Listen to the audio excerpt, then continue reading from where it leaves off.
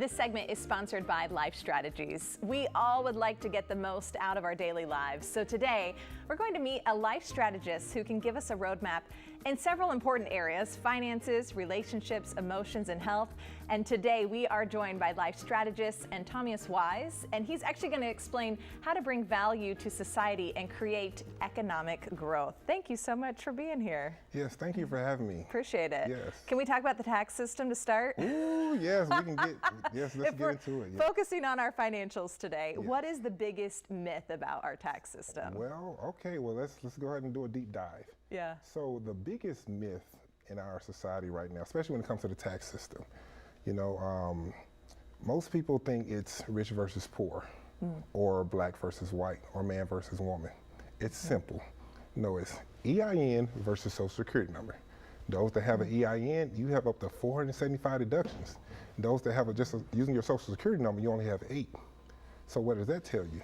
I need to think about at least take into consideration getting the EIN if I want to be rewarded with tax breaks from the government.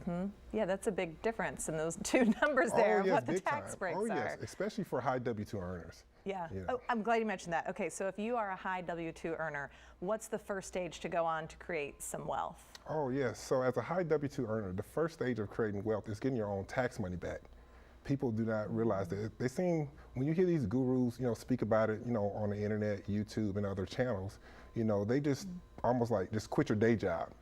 No, I don't advise that. Okay. And the reason why is when you're on a W-2, it's almost like you get there and it's like we were told to, get a job, and just work for someone. So there's nothing wrong with that. But the thing is, too, now we're living in the system, as in within, inflation and things of that nature, whatever. You really got to take other things into consideration. So to get to a zero taxable income, what could a high W-2 earner do? Okay, so there's 4 ways. Okay. You see this? Yeah. 4 ways that you can become zero taxable income as a high W-2 earner. Number 1 is investing. You have people like Grant Cardone, Warren Buffett. They do a lot of investing, whatever. But most important, when I say investing in yourself. Obtaining knowledge, where you can utilize, and to have other streams of income. Number 2 is real estate and land appreciation. Now, we had a certain president that kind of specializes in that, did a whole depreciation portion, whatever, and his tax returns were shown, and that's what you saw. Then number 3 is entrepreneurship, AKA side hustle, which you hear a lot talking about. Yeah. And then number 4, this is a good one right here, you guys, nonprofit. Yes, being a founder of a nonprofit is huge. Okay, in what way? I would say this. So when you're a founder of a nonprofit, the government allows you to donate 60% of your AGI to your own operating nonprofit to get you going. Because they do understand that nonprofits have to have, seed money, things of that nature to get going. So a lot of people don't realize that if you have this high W-2 income and you really want to give back to the community or whatnot, you start your own nonprofit. And it's very solution-based. And the government gives out money, for you being able to do that. You mentioned being an entrepreneur. Yes. For people who are maybe thinking of starting a business, how do they know what business entity that they should choose? There's some options out there when you're trying to set up an LLC, for sure. Yes, there are many options out there. I always tell people, especially if you're on the W-2, right? If your income is between 0 and 50,000, we're talking about total income, bringing in everything.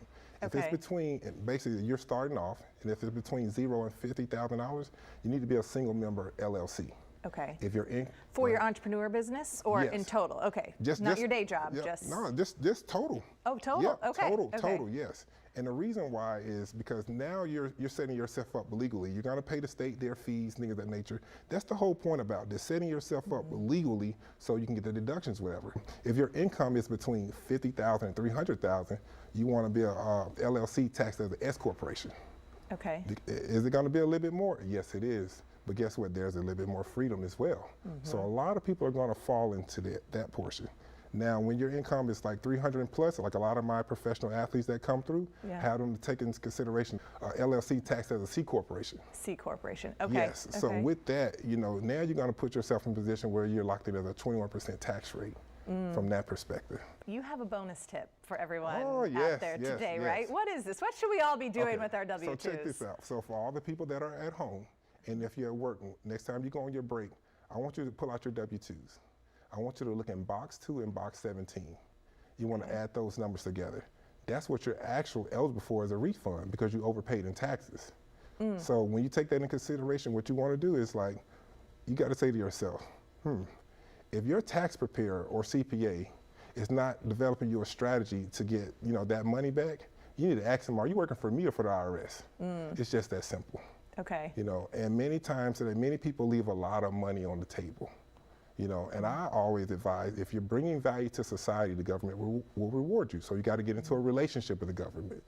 This is the value that I want to bring, from a nonprofit perspective, or from an investing perspective, or from a real estate perspective, or for entrepreneur side hustle.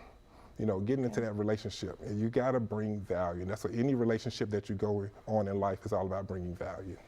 I know you have so much more that you could tell us here. Yes, I know. I mean, this is just the tip of the iceberg of Yes, what you even cover. So if you would like maybe a deeper analysis of strategies for finances, relationships, emotions, or health, things we didn't even get to talk about today, you can always check out the website at lifestrategies20.com. 100% of the proceeds go to WPSM.org, which is a 501c3 that supports domestic violence situations, which also means it is all a tax deduction.